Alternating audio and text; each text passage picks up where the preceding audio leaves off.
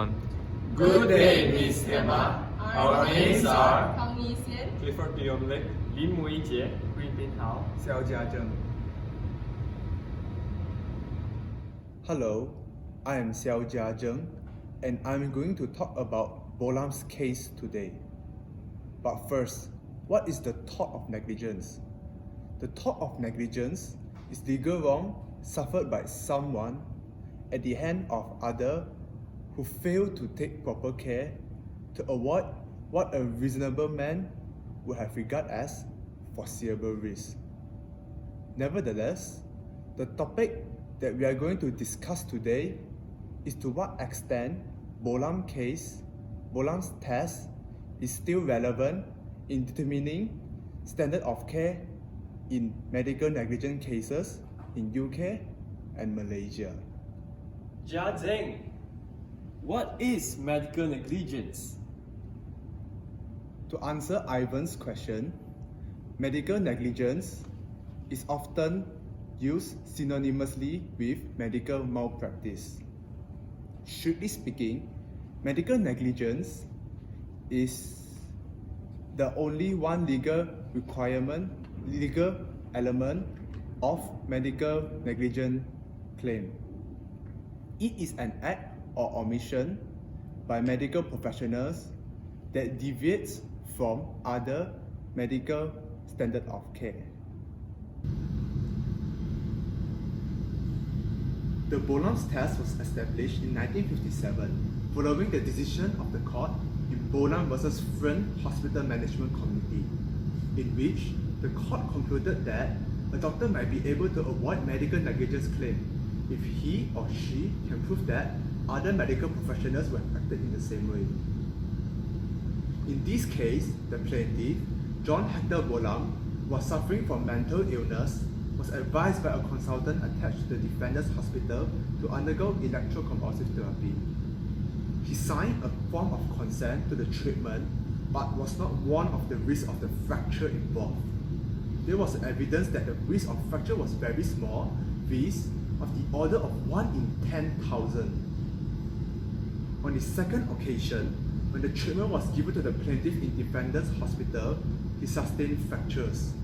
No relaxant drug or manual control were used, but a male nurse stood on each side of the treatment throughout the treatment. The use of relaxant drug would admittedly have excluded the risk of fracture.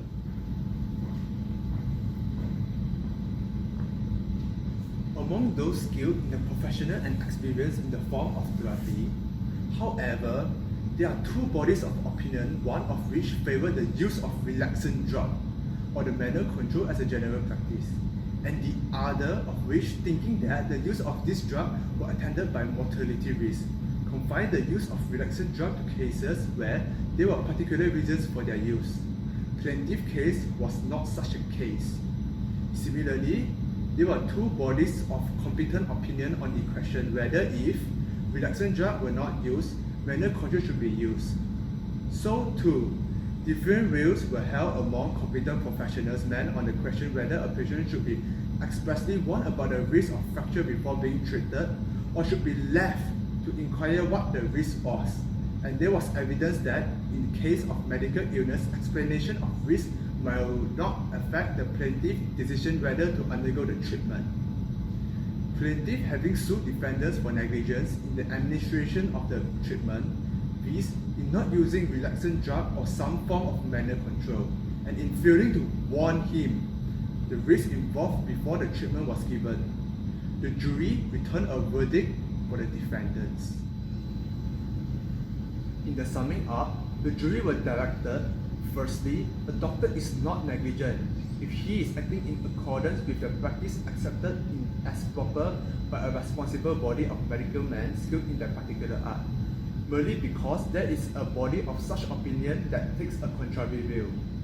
Secondly, that jury might well think that when a doctor was dealing with a mentally sick man and had strong belief that his only hope of cure was submission to electroconvulsive therapy, the doctor could not be criticized if, believing that the dangers involved in the treatment to be minimal, he did not stress them to the patient.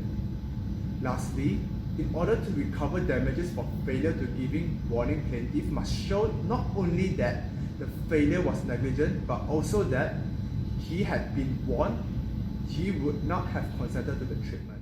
Duty of care is defined as a legal obligation that is owed or due to another person and that needs to be satisfied. The term standard of care refers to a reasonable degree of care a person should provide to another, typically in a professional or medical setting. For example, in the case of a cancer patient, the standard of care would be a recommendation of chemotherapy or surgery. Standard of care in negligence never amounts to an absolute duty to prevent harm to others. It sets a standard of reasonableness. If a standard of care exists between two parties, it is a duty for a person to do what a reasonable man would do to prevent harm from occurring. In the case of a child has to attain only the standard of care to be expected of a child of the same age. The standard of care may not necessarily be reduced due to other physically incapacities. Deviation from normal practice is no evidence of negligence. In order to establish liability on that basis, it must be shown that there is a normal and usual practice that the defendant had not adopted, and that, in fact, the one adopted is one that no professional man with ordinary skills would have taken if he had been acting with ordinary care. The issue of whether professional opinion can be challenged was highlighted in the case of Bolam vs. City and Hackney Health Authority. In this case, a 2-year-old boy was admitted to the hospital because he was suffering breathing difficulties, but he was not seen by a doctor. After his second attack of breathing difficulties, his breathing failed completely and subsequently suffered heart attack and died. His mother sued the health authority on his behalf, arguing that he should have been seen by a doctor who should have intubated him, and it was this failure that caused his death. However, the doctor stated that even if she had seen him, she would not have intubated him, and was able to produce an expert to support her by saying that intubation would not have been the proper treatment. The claimant on the other side also produced an expert who said that intubation would have been the proper treatment. In Bolam vs. Fern Hospital, it was established that professionals will not be in a breach of duty if they have acted in accordance with practice that were accepted as proper by a responsible body of medical professionals with relevant expertise. Court was not obliged to hold that a doctor was not liable for negligence just because some medical expertise had testified that the doctor's action was in line with accepted practice. The court had to satisfy itself that the medical expertise opinion was reasonable in that they had to weigh the risk and benefit and had a logical basis for their conclusion. It would be in very rare cases that the court would reject such a view as unreasonable. Lord Brown Wilkinson in the Bolam case said that it will very seldom be right for a judge to reach the conclusion that views generally held by a competent medical expert are unreasonable. He also said that it is only where a judge can be satisfied that the body of expert opinion cannot be logically supported at all, that such opinion will not provide the benchmark by reference to which the defendant's conduct falls to be accessed.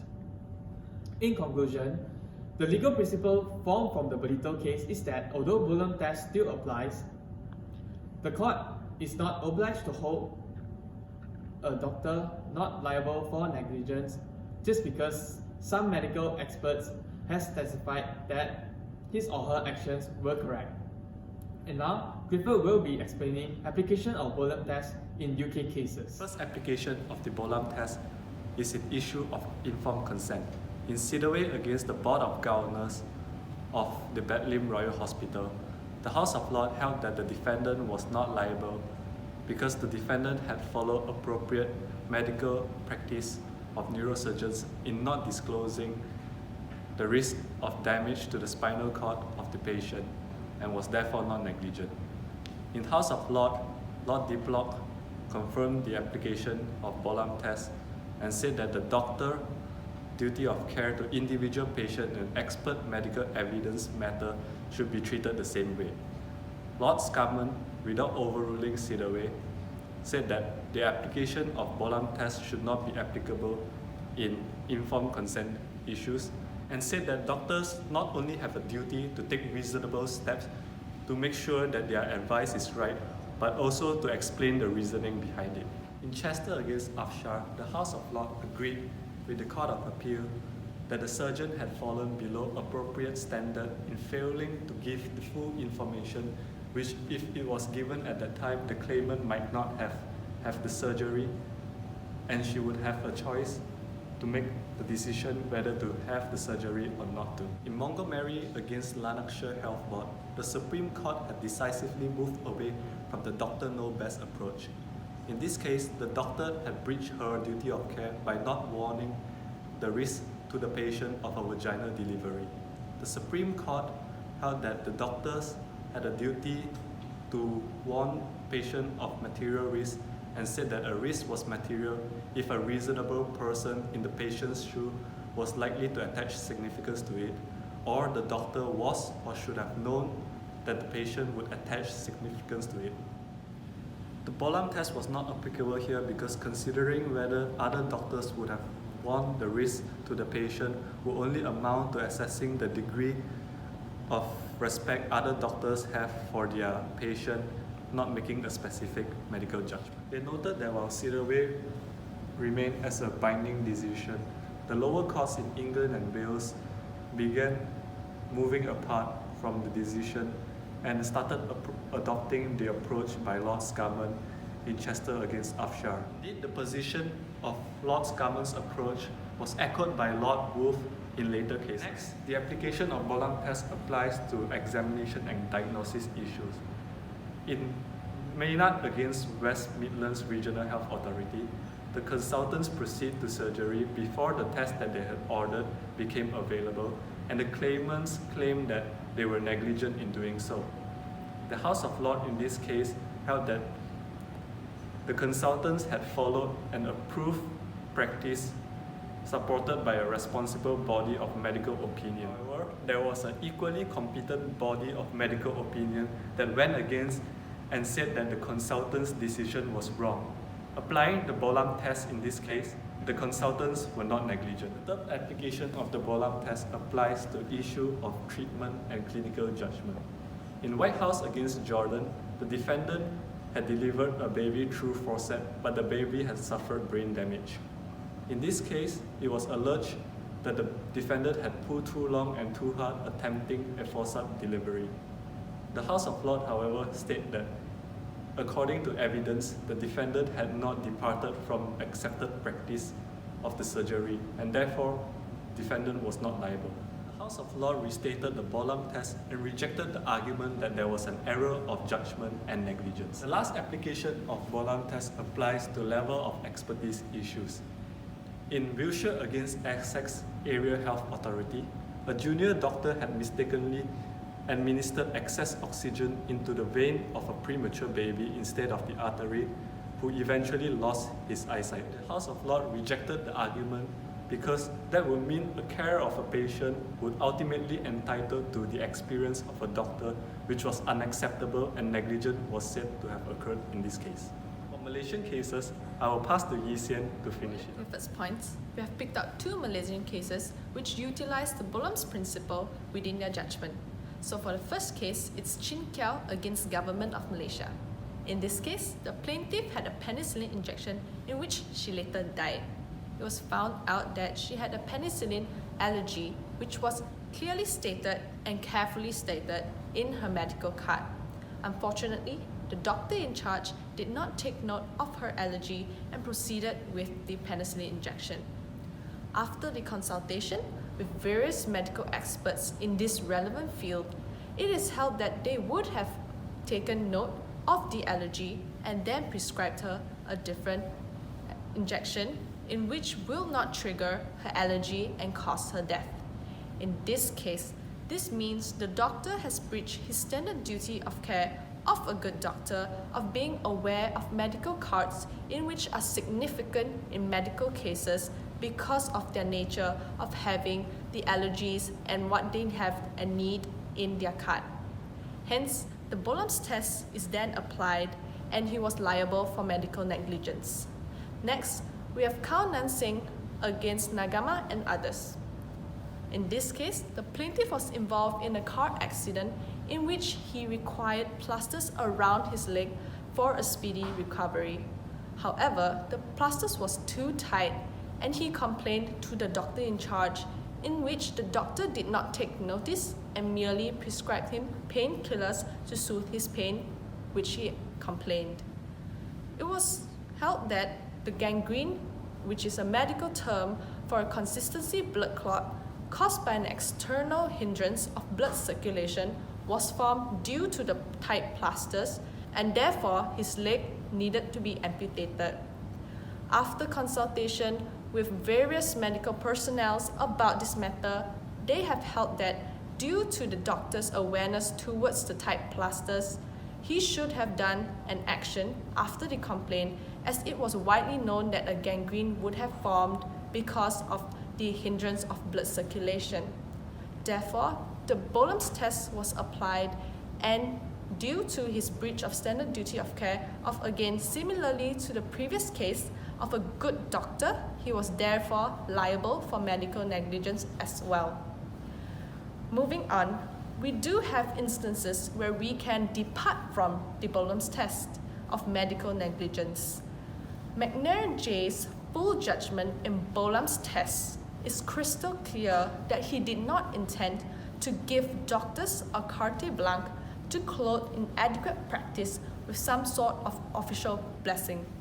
But many academic commentators and organizations who are campaigning for victims of medical negligence perceive this test as no longer just a test for medical negligence, but just a requirement to find some other experts who would declare that they would have done the same as the defendant did. Hence, we have landmark cases such as Rogers versus Whittaker.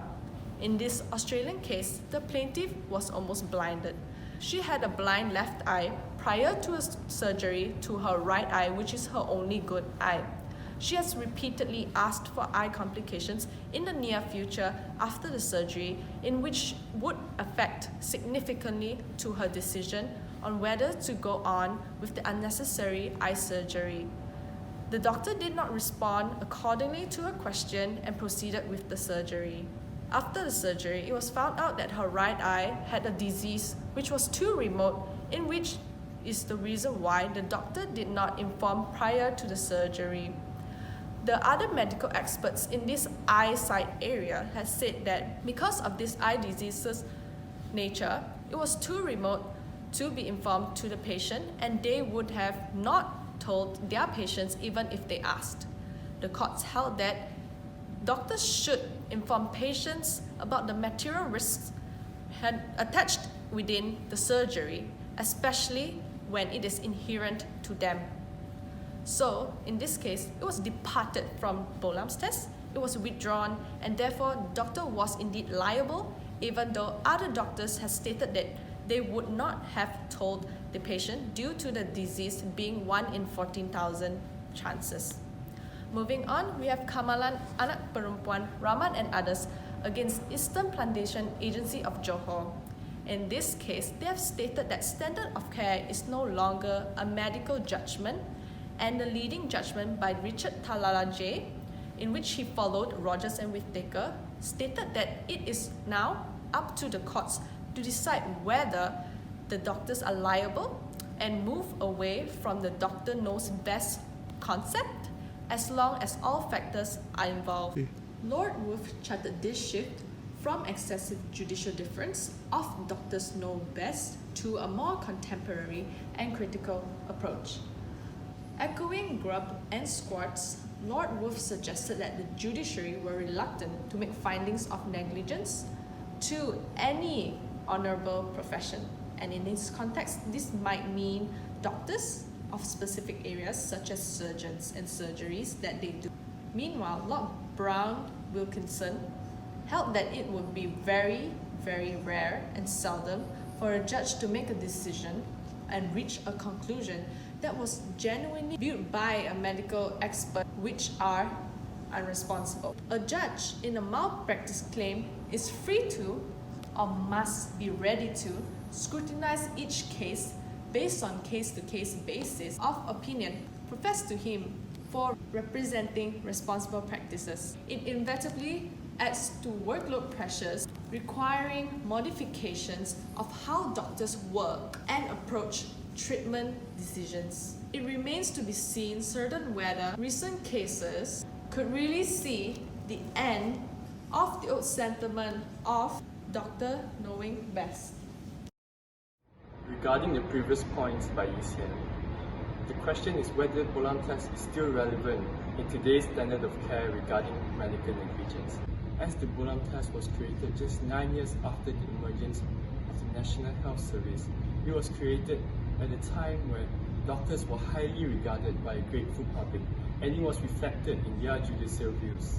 The jury at that time thought the risk of medical negligence was a dagger in the doctor's back. It set the legal term at a time when the actions of doctors were automatically judged by medical goodwill and professional integrity. However, as time passes, there has been fundamental and radical change in people's opinion today, with a wealthier and more informed public, and a doctor-patient relationship that has gone from humble appreciation to that of high expectation and demand. With more and more scandals regarding medical practitioners who are corrupt, dishonest, and even criminal behaviors that was done by them, it can be seen that the public confidence toward people who practice medicine has wavered. To this fact, there was a problem that was found in the Bolam test within the Malaysian case of Fu Fiona v. Dr. Su, where the federal court used the decision in the Australian case of Roger v. Whittaker. In that case, the Australian High Court made a clear distinction between treatment and diagnosis cases and advice on risk cases, which were different from each other.